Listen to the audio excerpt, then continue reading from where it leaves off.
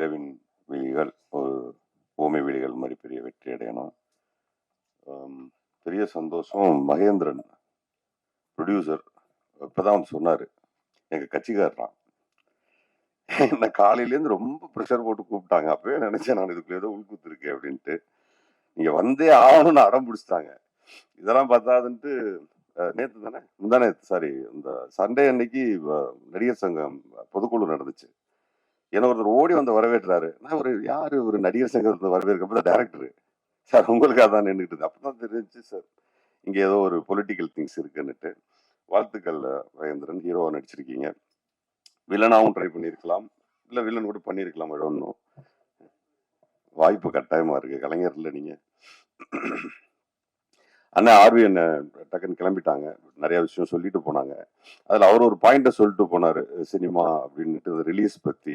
இப்ப ரிலீஸ் அப்படின்னு திமுக காரன் பக்கம் டக்குன்னு திரும்பிடுவாங்க. நானே பேசியிருக்கேன் நிறைய. ரிலீஸ்னோடனே ஏன் அந்த பக்கம் திரும்புறாங்கன்னு எனக்கு தெரியல. அப்போ ஒருவேளை அவங்க ரெட் ஜெயின்ட் சொன்னாங்கன்னா ஏன் ஏடிஎம்கே பீரியட்ல ரெட் ஜெயின்ட் படம் பண்ணலையா? அந்த 10 வருஷமா அவங்க படங்கள் பண்ணிட்டு தான் இருந்தாங்க. உடனே அந்த பக்கம் திரும்பிடுவாங்க. அதுக்கப்புறம் ரெட் ஜெயின் பண்ணாத படங்களே 1008 808 எடுத்துக்கிட்டு தான் இருக்காங்க. அந்த கம்பெனிஸும் நம்ம எல்லாருக்கும் தெரியதான் தெரியும். பட் இந்த பக்கம் திரும்புவாங்க. பட் இது ஆப்பன்ஸ், அது ஒன்றும் பண்ண முடியாது. ஆனா பட் அதுக்குள்ள ஒரு உண்மை ஒண்ணு இருக்கு. அவங்க சொன்ன மாதிரி 12 படம் இப்பவும் தான் வருது. நமக்கே அதுல ஒரு சின்ன வருத்தம் இருக்கு. ஏன்னா நானும் இயக்குனர் ஆனதுனால எனக்கு அந்த வழியை புரிஞ்சுக்க முடியுது. சார் ரிலீஸ் ஆனப்போ 2 வாரம் படம் ஓடிட்டு இருந்தது. 253 தியேட்டர் ரிலீஸ் பண்ணோம்னு நினைக்கிறேன். நீங்க தான் சப்போர்ட் பண்ணீங்க. அப்புறம் 2வது வாரம் 180 சம்திங் போச்சு. ஆனா 3வது வாரம் படம் இல்லை. அந்த பெயின் எனக்குமே இருக்கு. பட் அதுக்கு ரொம்ப பர்டிகுலரா இந்த நான் ஒன்னும் கேட்டேன், ஒரு 25 நாள் ஒரு போஸ்டர் விட்டுறதுக்கு ஒரு டைம் கொடுங்கன்னு கேட்டேன். இல்ல ஒரு 50 நாள் விட்டுறதுக்கு ஒரு ஷோஸ் கொடுங்கன்னு கேட்டேன். பட் கொடுக்க முடியல. அது ஒரு காலத்துல படத்தை 50 நாளோ 100 நாளோ ஓட்டுறதுக்கான ஒரு டைம் கொடுத்தாங்க இல்லையா? அந்த டைம் இப்ப கொடுக்கறது இல்லை. பட் அவங்கள குறை சொல்ற அதே சமயத்துல ஆடியன்ஸும் ஒரு படம் ரிலீஸ் ஆன ஒரு வாரத்துக்கு அப்புறம் என்ன பண்ணிடுறாங்கன்னா, அதான் இன்னொரு ஒரு வாரம் 10 நாள் ஓடிடியில வந்துருமே, இது எதுக்கு நம்ம வந்து தியேட்டர்ல பார்க்கணும் அப்படின்னு சொல்லும்போது ஒரு படத்தினுடைய ஆயுள் காலம் இப்ப ஈசல் மாதிரி 10 நாள் 12 நாள்னு மாறி போச்சு. ஸோ நம்ம அதை நம்ம அது மேல கிளைமிங் பண்ணும்போது கூட கொஞ்சம் யோசிக்க வேண்டியிருக்குது. Claiming right or wrong? Claim பண்ணுவோம். சார் சொன்ன மாதிரி கிளைம் பண்ணுவோம். 50 நாள் 60 நாள்னா சார் சொன்னாங்க 60 தேட்டர் எங்களுக்கு வரும், 60 தேட்டர் இன்னொருத்தருக்கு போகும், 60 தேட்டர் இன்னொரு போனா. ஸோ 50 தேட்டரோ 60 தேட்டரோ ஷோஸ் வந்து 3 ஷோவோ 2 ஷோவோ இருந்ததுன்னா அது 50 நாளோ 60 நாளோ இருந்தா தான் ஆடியன்ஸ் அப்ப பார்க்க முடியும். அவங்களுக்கு அண்ணன் சொன்ன மாதிரி அந்த டாப் 10 ரைட், அந்த டாப் 10ல வந்து 1 2 3 நாள் சொல்றதுக்கே 5 6 வாரம் 7 வாரம் 8 வாரம்லாம் எடுக்கும். இப்போ அது இல்லையே. படம் ரிலீஸ் ஆகுது, ரிலீஸ் ஆன 2வது ஷோலே எழுதிடுறாங்க. 3வது ஷோ வந்து நல்லா இருக்கு சுமாரா இருக்குன்னா கூட கூட்டம் கூடுது. 4வது ஷோ நல்லா இருக்குன்னு சொன்னா ஓகே, அடுத்த நாள் காலையிலேயே தியேட்டர் இல்லை, தூக்கிடுறாங்க. ஸோ இது பிசினஸ் கம்ப்ளீட்டா கன்வெர்ட் ஆயிடுச்சு, கம்ப்ளீட்டா மாறிடுச்சு. அதை நம்ம வந்து புரிஞ்சுக்கிட்டு அதுக்கு தகுந்த மாதிரி தான் படம் பண்ணணுமே தவிர, இப்போ ப்ரொடக்ஷன் சைட்ல ப்ரொடியூசர்ஸ் வந்துட்டு ஒரு தடவை சார் விஷால் சார் பேசியிருந்தாரு, சின்ன ப்ரொடியூசர்ஸ் எல்லாம் இனிமே வராதிங்க அப்படின்னு. உடனே நான் தான் முதல் கண்டன குரல் கொடுத்தேன், நேரடியாகவும் போய் சந்திச்சேன், இன்டர்வியூஸ் எல்லாம் கொடுத்தேன். பட் அவர் சொன்னதோட சென்ஸ் என்னவா இருக்குன்னா, சின்ன சின்ன படங்கள் எடுக்கிறவங்க உஷாரா இருங்கிறது தான் சென்ஸ். ஆனா அதை அவர் சொல்ல தெரியாம சொல்லிட்டாரு. அவரு உஷாரா இருங்க, கொஞ்சம் கேர்ஃபுல்லா பண்ணுங்க அப்படிங்கிறது தான் சென்ஸ். ஆனா அவர் சொன்னதுனால பல ப்ரொடியூசர்ஸ் ஓடி போன கதை உண்டுன்னு வச்சுக்கல. அது ராங் இஸ் ராங், அது ஒன்றும் பண்ண முடியாது. பட் உண்மை என்னன்னா, சின்ன படம் எடுக்கிறவங்கள்ட்ட கேட்கறது ஒன்னே ஒண்ணுதான், இந்த படம் என்ன மாதிரியான அட்டென்ஷனை ஆடியன்ஸ் கிட்ட கிரியேட் பண்ணும். முதல் கேள்வி, அந்த producers and directors in between அவங்க 2 பேருக்கும் தெரிய வேண்டியது, என்ன காரணத்துக்காக இவன் தியேட்டருக்கு வரணும், என்ன மோட்டிவ் கிரியேட் பண்றீங்க தியேட்டர்ஸ்க்கு அவன் வர்றதுக்கு. அப்ப எந்த மோட்டிவுமே கிரியேட் பண்ணாம வர்றதுக்கான எந்த வாய்ப்புகளையுமே உருவாக்காம இருக்கிறது யார் மேல mistake? Even me, even you, even anybody, யாரா இருந்தாலும் அவனை உள்ள வர்றதுக்கான ஆப்ஷனை நம்ம கிரியேட் பண்ணாதது நம்ம மிஸ்டேக்ஸ். ஸோ இனி வர்ற டைரக்டர்ஸ், ப்ரொடியூசர்ஸ், டெக்னீசியன்ஸ் இந்த பஞ்ச் பாயிண்ட் இருந்தா தான் வருவான். இதுதான் காரணம். இப்ப சொல்லுவாங்க கேஸ்ட் வச்சு படம் எடுக்கிறாங்க, மேபி காரணமா இருக்கலாம். அவங்க மட்டும் வந்து படம் பார்த்ததுக்கு ஆசா மாறுறதான்னு நினைக்கலாம். மேபி அவங்களுக்கு மட்டுமான ப்ரீச்சிங்கா இருக்கலாம். மேபி அவங்களுக்கான முன்னேற்றமா இருக்கலாம். மேபி அவங்க ரொம்ப நாள் அடிபட்டதற்கான மருந்தா இருக்கலாம். Anything happen. பட் அந்த படத்துக்கு கூட்டம் கூடுது இல்ல, காசா மாறுது இல்ல. ஸோ இப்போ production and direction in between இந்த இன்பிட்வீன் அதை காசா மாறுறதுக்கும் தியேட்டர்ல படம் ஓடுறதுக்கான ரீசன், நான் சொல்றது ஒரு ரீசன். ஸ்டார்ஸ் அது வந்து நம்மளால ஒண்ணுமே பண்ண முடியாது, இட்ஸ் எ ரீசன்.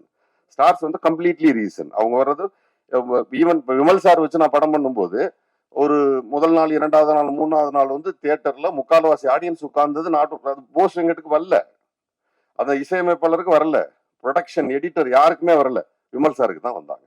ஏன்னா அவர் களவாணியில இருந்து அவர் ஒரு ஆடியன்ஸை சம்பாரிச்சு இருந்தாரு, அதுக்காக வந்திருந்தாங்க. ஸோ இப்போ ஹீரோஸ் கொடுக்குற சினிமா என்பது வேறு. ஸோ சினிமா எடுக்க வர்றவங்க ஈவன் இப்ப இந்த படத்துல இதையும் சேர்த்து சொல்லிடணும். கூடுதலா இப்ப நான் சொல்லிட்டு இருந்த காரணங்கள்ல இந்த படத்துல ஒண்ணு இருக்கு. பேய் படம், இந்த மாதிரியான த்ரில்லர்ஸ் அண்ட் கொஞ்சம் செக்ஸ் கலந்த படங்கள், சாமி படம், இது யார் நடிச்சாலும் ஓடிடணும் ஒரு கிராமர் இருக்கு. ஸோ நீங்க இந்த கிராமர்ல தப்பிச்சுக்கலாம், உங்களுக்கு ஒரு பேசிக் பிசினஸ் வந்துடும். நீங்க அதுல ஹீரோ யாரு வில்லன் யாருன்னு கூட பெருசா பார்க்க மாட்டாங்க. வியாபாரிகள் வந்து கேட்க போகும்போதே அதான் கேட்கறாங்க, எத்தனை சாங் இருக்கா, 5 சாங் இருக்கா, 2 ஃபைட் இருக்கா, இது என்ன காரணம், என்ன ஜானர் படம், த்ரில்லர். த்ரில்லர்னா உள்ள எல்லாம் என்னன்னு போய் நோண்டி பாக்குறது இல்ல, அதுக்கு ஒரு பேசிக் பிசினஸ் இருக்கிறதா நினைக்கிறாங்க. என்னன்னா நமக்கு தெரியும் இது என்ன படம்னுட்டு, ஹிந்தியில தெரியாது, அங்கே ஒரு 10-12 லட்சம் ரூபாய்க்கு அந்த படத்தை வித்துருவாங்க. கர்நாடகால தெரியாது, ஒரு 10-12 லட்சம் ரூபாய்க்கு வித்துருவாங்க. இந்த மாதிரி பல்வேறு விதமான மொழிகள்ல அது விற்கிறாங்க. விற்கும் போது ஒரு 25 ரூபா, 30 ரூபா, 50 ரூபா ஒரு பேசிக் பிசினஸ் பிக்ஸ் பண்றாங்க. இப்படி ஏதோ ஒன்னாச்சும் வரும். ஆனா நிறைய பேர் என்ன பண்றாங்கன்னா, இந்த பிள்ளைங்க வந்து வீட்டுல படம் வரையும்.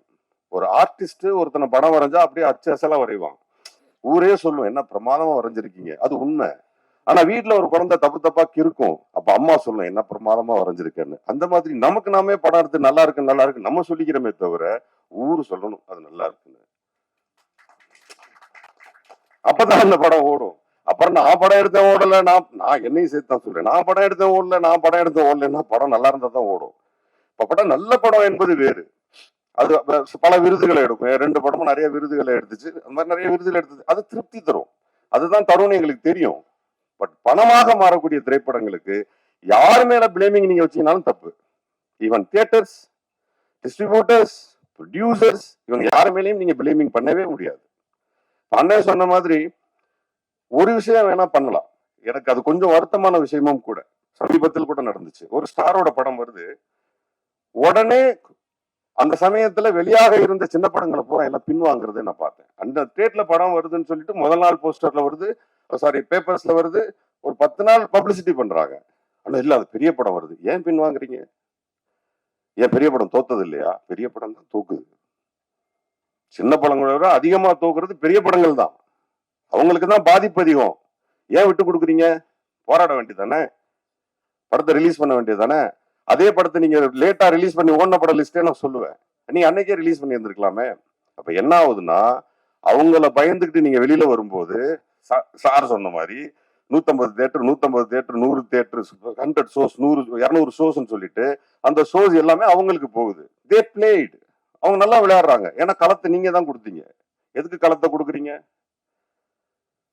நான் ஏற்கனவே ஒரு ஆக்சுவலா இப்போ வந்து ப்ரொடியூசர் கவுன்சில் எல்லாம் சேர்ந்து போய் பேசியிருக்காங்க, டிஸ்ட்ரிபியூட்டர் கவுன்சில் எல்லாமே வந்துட்டு துணை முதல்வர்கிட்ட போய் பேசியிருக்காங்க. டிக்கெட் நிர்ணயம்லாம் நீங்களே பாத்துக்கோங்க, கவர்மெண்டே இதை போய் பண்ணலான்ட்டு. இதை நான் கிட்டத்தட்ட 2 மாதங்களுக்கு முன்பு நான் பேசியிருக்கேன்.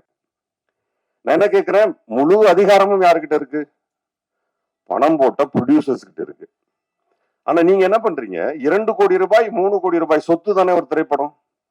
10 கோடி இருந்தா 10 கோடி ரூபாய் சொத்து தானே உங்க திரைப்படம். உங்க சொத்தை தூக்கி கொண்டு யார்ட்டையா கொடுப்பீங்களா? உங்க நிலத்தை யார்ட்டையா கொண்டு கொடுப்பீங்களா? யார் பேர்லயா எழுதி வைப்பீங்களா? உங்க வீட்டை யார் பேர்லயாவது எழுதி வைப்பீங்களா? படத்தை பத்தி ஏன் இன்னொருத்தன் பேர்ல எழுதி வைக்கிறீங்க? என்ன பயம் உங்களுக்கு? என்ன பயம்? படம் எடுக்கிறவனுக்கும் 10 கோடி ரூபாய் போட்டு படம் எடுக்கக்கூடிய தைரியம் இருக்கு உங்களுக்கு, தியேட்டரை பிடிச்சு படம் ரிலீஸ் பண்ண தெரியாதா? அப்ப நீங்க பிசினஸ் கத்துக்காம வந்திருக்கீங்க உள்ள. பிசினஸ் தெரிஞ்சுக்கிட்டு வாங்க. 10 கோடி 15 கோடி 5 கோடி 8 கோடி 3 கோடி என்ன வேணா போடுங்க, வாங்க. இவர் படம் எடுக்கிறாரா, அசிஸ்டன்ட் ஒர்க் பண்ணுங்க. ப்ரொடக்ஷன் பண்றாரா, அவர் கூட ப்ரொடக்ஷன்ல ஒர்க் பண்ணுங்க. டிஸ்ட்ரிபியூஷன்ல கத்துக்கங்க, அப்புறம் வாங்க சினிமாவுக்கு. அப்புறம் தோத்து போயிட்டேன்னு அழுகிறதுல எந்த பிரயோஜனமும் கிடையாது. கத்துக்கங்க. எனக்கு ஆசையா இருக்கு, டிஸ்ட்ரிபியூஷன் கத்துக்க போறேன், பண்ண போறேன், சீக்கிரமே பண்ணுவேன். தோக்குறோன்னு ஜெயிக்கிறேன்னு பண்ணணும். டிஸ்ட்ரிபியூஷன்ல தான் பிரச்சனை வந்து நின்றுது கடைசியா. அதை யார்ட்டையாவது கொடுக்க வேண்டி இருக்கு. நம்ம அவ்வளவு சிரமப்பட்டு ஒரு படத்தை ரிவ்யூ யாரை கொடுத்துட்டு கெஞ்ச வேண்டி இருக்கு. ஏன் கெஞ்சணும்? இனி வரும் காலங்கள்ல ப்ரொடக்ஷன் பண்றவங்க படத்தை எடுத்துட்டு நீங்களே ரிலீஸ் பண்ணுங்க. ஏன் யாரு பின்னாடியும் ஓடுறீங்க? அப்புறம் திமுக பண்ணுச்சு, அதிமுக பண்ணுச்சு. அவர் யாரெல்லாம் இங்க பண்ணல. உங்க பயம் உங்க கண்ணுக்கு முன்னாடி நிக்கிறதெல்லாம் பூதம் மாதிரி இருக்கு. பயப்படாம படம் பண்ணுங்க, செய்யுங்க. இந்த திரைப்படம் வெற்றியடைய வாழ்த்துக்கள். நன்றி.